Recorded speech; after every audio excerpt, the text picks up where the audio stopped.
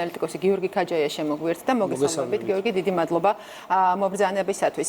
წინასაარჩევნო პერიოდი, ადრინდელი წინასაარჩევნო პერიოდების ერთგვარად მსგავსიც არის და თან მცირედით განსხვავებული, ხო? განსხვავება ალბათ შეიძლება იყოს ის, რომ ოპოზიცია, რომელიც როგორც წესი უპირისპირდება ხოლმე ხელისუფლებას, დაპირისპირებას ხედავთ მათ რიგებშიც.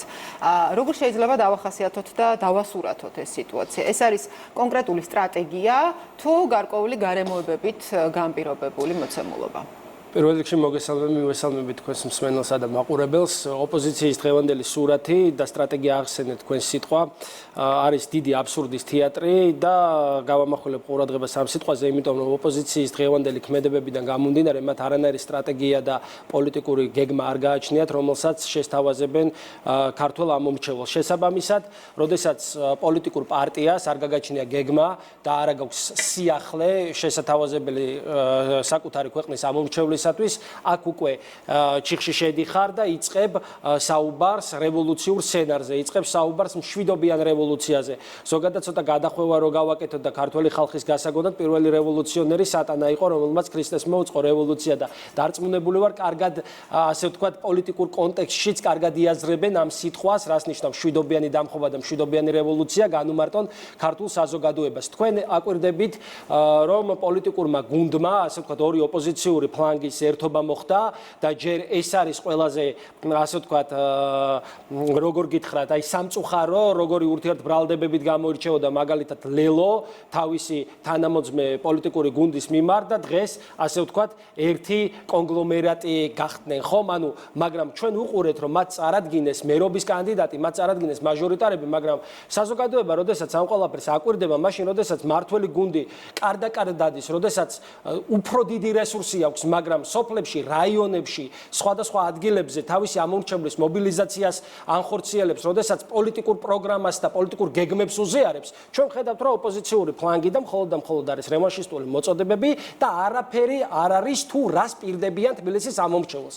აქვე დავძენ იმას, რომ თვითმმართველობის არჩევნები, ვინც პოლიტიკურ პროცესებში კარგად გარკვეულია და ჩვენი საზოგადოება ძალიან კარგად გაიზარდა და პოლიტიკური კულტურა აიმაღლა, თვითმმართველობის არჩევნები არ არის ის არჩევნები, როდესაც ხელისუფლების ცვლილება ხდება. ანუ კიდევ ერთი შეცდომაში შეყვანა არის მათი მხრიდან ჩვენი ქართული საზოგადოების. ასევე ადამიანები მაგრამ მოდით იმაზე შევთანხმდეთ, რომ ბოლო წლების და თვეების პოლიტიკური ტემპერატურის და მოცემულობის გათვალისწინებით ალბათ ეს არის ერთ-ერთი მიზეზი, რის გამოც აი ამ არჩევნებს ასეთი დიდი მნიშვნელობა ენიჭება. ანუ ნახეთ, თვითონ ქმნიან, თვითონ სურთ რომ შექმნან აი ერთდღიანი პოლიტიკური დღის წესრიგი, სადაც იქნებიან აქტუალურები.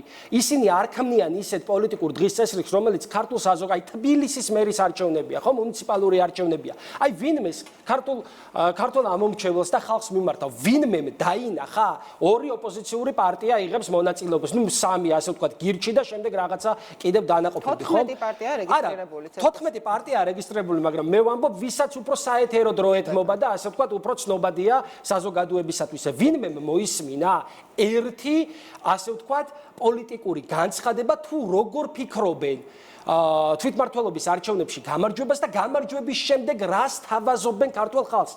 ისევ და ისევ ვიძახი. პირდაპირ მიდიან რევანშისტულ მოქმედებებზე და მათი დღის წესრიგი არის ის, რომ როგორმე დაამხონ ადგილობრივი მუნიციპალიტეტი, ასე ვთქვათ, თბილისის მერი ჩამოაგდონ, დაჯდნენ, დასხდნენ, ასე ვთქვათ, თბილისის მერის სავარძელში, მაგრამ შედეგი რა არის? სხვათა შორის ქართულ ოცნებას აქვს ასეთი პოზიცია, რომ აი მაგალითად ლელოს და გახარიას ერთობა და მათი ჩართვა არჩევნებში განპირობებულია არა იმით, რომ მათ აქვთ რეალური. არა, ეს განპირობებულია პირდაპირ ნათელი იმით, რომ ოპოზიციურ ფლანგზე დაიკავონ პირველი. მათი დაუყებელი მე ხა შეურაცხყოფას არავის არ ვაყენებ, მაგრამ ჩემი ღრმა ანალიზით და რწმენით, აქ ბრძოლა მიდის მეორე ადგილის დასაკავებლად. ვინაიდან ნაციონალური მოძრაობა ოპოზიციაში რასაკვირველია და ეს კიდევ ერთი დიდი ასე ვთქვათ კრიზისია მათი მხრიდან, ვინაიდან არსებობდა იყო დრო, როდესაც ხელისუფლება არ იყო იმედიანი, მაგრამ იმედიანი იყო ოპოზიცია. აი მაგალითად 2012 წელი, 2011-12 წელს გადავხედოთ, ხომ? იმედიანი იყო ოპოზიცია, ბატონი ივანიშვილის მეთაურობით, რომ ხელისუფლებაში მოვიდოდა და გაიმარჯვებდა და ესეც მოხდა, მაგრამ იმედიანი არ იყო ხელისუფლება. ხომ? დღეს ვხედავთ, რომ იმედიანი ხელისუფლება გვყავს, პროგრესზე ორიენტირებული ხელისუფლება გვყავს, მაგრამ ოპოზიცია გვყავს, რომელიც არ არის იმედიანი. ეს კიდევ ერთი პოლიტიკური, ასე ვთქვათ, მავნებლობაა და კიდევ ერთი პოლიტიკური სიბეცე და სიბრიყვია, ხომ? ანუ იბრძვი იმისათვის, რომ გახვიდე მეორე ადგილზე და უკვე შენს ამომრჩეველს აყენებ, ამით შეურაცხყოფას და ამომრჩეველს რითი აყენებენ შეურაცხყოფას. თვითონ ოპოზიციის ოპოზიციად იქცნენ, ასე ვთქვათ, ხომ? პოლიტიკურ წესრიგს, როდესაც ვერ, ასე ვთქვათ, ქმნი, შემდეგ შედიხარ ისეთ ჩიხში, საიდანაც გამოსვლა ძალიან რთულია. აი ამ ჩიხში არიან შესული, მაგრამ ეხლა მიდის დავა. რომელი ნაწილია ამ ჩიხში შესული? ვინც არჩევნებშიც მონაწილეობს და ვინც არჩევნებში მონაწილეობს, მათ გაცხადებული პოზიცია აქვთ, რომ იციან, რომ ვერ გაიმარჯვებენ, თეორიული შანსი არ არსებობს, არამედ პრაქტიკული, ვინაიდან კომისიებსაც კი ვერ დააკომპლექტებენ, იმიტომ რომ ამის ადამიანური რესურსი არ გააჩნიათ, თავი რო დავანებოთ ფინანსურ რესურსს, ეს ძალიან კარგად იციან და ისიც ძალიან კარგად იციან 4 ოქტომბრის არჩევნების შემდეგ რა სამოქმედო გეგმა ექნებათ, ხოლო ის ფლანგი, რომელიც არჩევნებში მონაწილეობას არ იღებს და ბოიკოტის რეჟიმშია, ამით რას ეუბნება ქართულ ხალხს, რომ ჩვენ არანაირ პოლიტიკურ პასუხისმგებლობას არ ვიღებთ, არ ვიზიარებთ და არიან ძალიან კომფორტულ პოზაში, ვინაიდან და რადგანაც გამოვლენ და იტყვიან 4 ოქტომბერს, რომ არჩევნები, აი ხომ გეუბნებოდით, ერთმანეთს დაადებენ ხელს, არჩევნები გაყალბდა და რა გინდოდათ, მაგრამ ანუ ძალიან ცუდი სურათია. თვითონ ამაზრზენია ეს, რასაც ჩვენ ვუყურებთ, ხვდებით? იმიტომ რომ ეს არის ის ჩიხი, საიდანაც გამოსვლა ზოგადად ქვეყანასაც გაუჭირდება და ქვეყანას გაუჭირდება, იმიტომ რომ ძალიან ბევრი მავნებელი ყავს თვითონ ქვეყანაში. ძალიან ბევრი მავნებლები ყავს და ეს მავნებლობა ბრიუსელის კაბინეტებში დანოსებით რომ დარბიან ქართული საზოგადოებისთვის ყველაფერი ცნობილია და ასე ვთქვათ არ გაუვათ. რაც შეეხება ბოიკოტის მომხრეების ტაქტიკას, ხო იქაც არის მცირედი სხვაობა, ზოგი კონკრეტულ თარიღს აღნიშნავს. ნუ ეს ერთგვარი სტრატეგია შესაძლოა იყოს. ცნობილი ფრაზა, ხო, მშვიდობიანი დამხობა, დაანონსებულია 13 სექტემბრის აქცია, რომელიც განიხილება ფაქტობრივად რევოლუციის ახალი სეზონის დასაწყისად, ასე შეაფასა მართლმა პარტიამ ეს სამზადისი აიარაის ახალი კოორდინატორის მეთოდებით. აი რისთვის მიდის ეს მზადება და ასეთი სამზადისი ჩვენ ვიხილეთ გასულ წელსაც, ხო?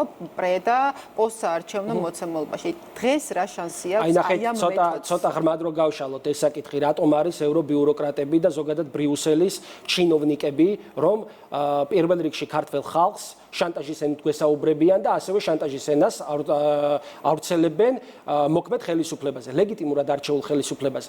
აი თქვენ ახსენეთ, რომ ემზადებიანო იმისათვის, რომ კიდევ ესკალაცია მოხდეს, კიდევ რადიკალიზაცია მოხდეს, კიდევ რაღაცა ცეცხლის ალში გაიხვეს თბილისის ქუჩები, კიდევ რაღაცა ფეიერვერკები დაპირისპირება და პოლიციელებს მოლოტოვის კოქტეილები, ასე ვთქვათ, ესროლონ, ეს საიდან ფინანსდება?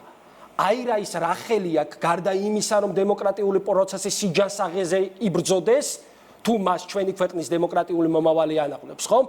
აი სწორედ ცოტა რომ ჩავშალოთ ეს საკითხი, ორი მოთხოვნა აქვს, რომელიც სამართლებრივ ჩარჩოებს ცდება ევრობიუროკრატებს ჩვენს ხელისუფლებასთან. ეს არის ანტი-LGBT კანონი, რომელიც საერთოდ არაფერ შუაში არ არის უვიზოს შეჩერებასთან და ეს არის გამჭვირვალობის კანონი. გამჭვირვალობის კანონი არის ის კანონი, რომელიც არეგულირებს თანხების შემოდინებას, ასე ვთქვათ, ჩვენს ქვეყანაში, ხომ? ჩვენ გამოდის ამერიკის შეერთებული შტატების, ასე ვთქვათ, სახელმწიფო დეპარტამენტის წარმომადგენლები და პირდაპირ ამბობენ, თუ ნედმა, USAID-მა რა შავი ფული ატრიალეს ანტიდემოკრატიული პროცესების და რადიკალიზაციის მხარდასაჭერად. ეს როდესაც ქართული ხელისუფლების წყალობით და ასე ვთქვათ, კეთილი ნებით ჩაეკეტათ, ეხლა სხვა გზა უბრალოდ არ დარჩათ და გადავიდნენ პირდაპირ შანტაჟის ენაზე.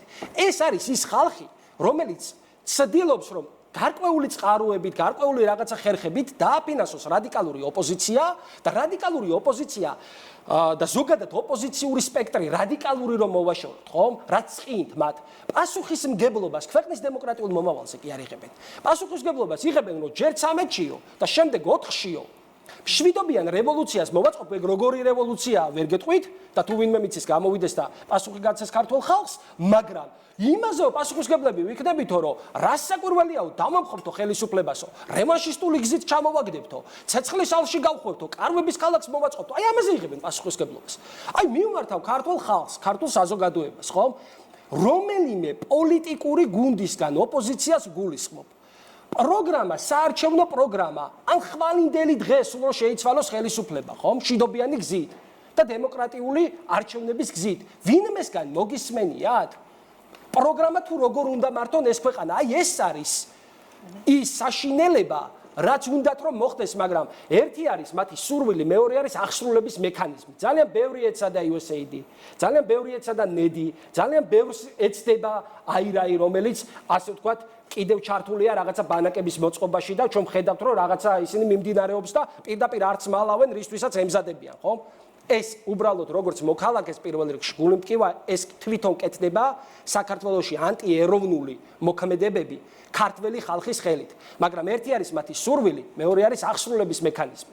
და დარწმუნებული ვარ, რომ იმდენად ძლიერია დღეს ინსტიტუტები საქართველოში, განსაკუთრებით შინაგან საქმეთა სამინისტროს გულისხმობდა, ეხლა უკვე ძალიან შავი დღე დაადგათ, იმიტომ რომ ისეთი ადამიანი ჩაიბარებს უსაფრთხოების სამსახურს, რომელსაც სიმტკიცე, კომპეტენცია და პატრიოტიზმი ნამდვილად არ აკლია, რომ ყველა ის მცდელობა, რაც გარი აქტორებისგან იქნება წახალისებული თუ დაფინანსებული, უბრალოდ ფუჭი იქნება საქართველოში. მაგრამ თუ ჩვენ ვიხილეთ, რომ მართლაც დადგა დღის წესრიგში ისეთი მტკივნეული საკითხი, როგორიც არის უვიზო მიმოსვლა ევროკავშირთან და თუ ეს საკითხი მართლაც დადგა დავუშვათ გაუქმების წინაშე.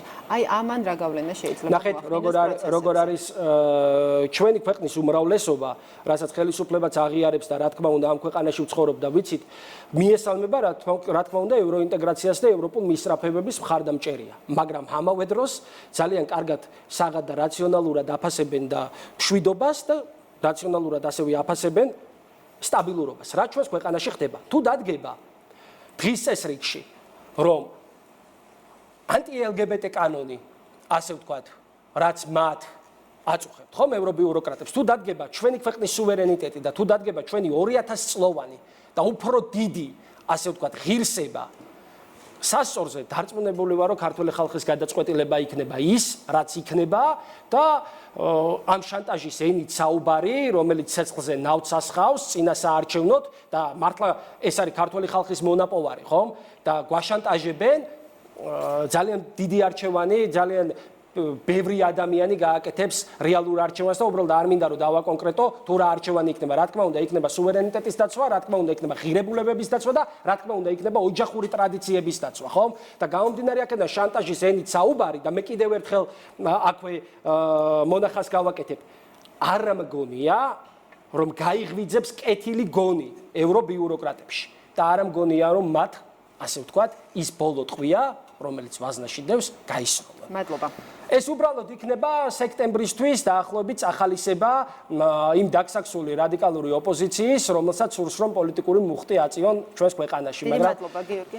მადლობა მობრძანებისთვის. დღის ქრონიკის სტუმარი გახდათ ანალიტიკოსი გიორგი ქაჯაია.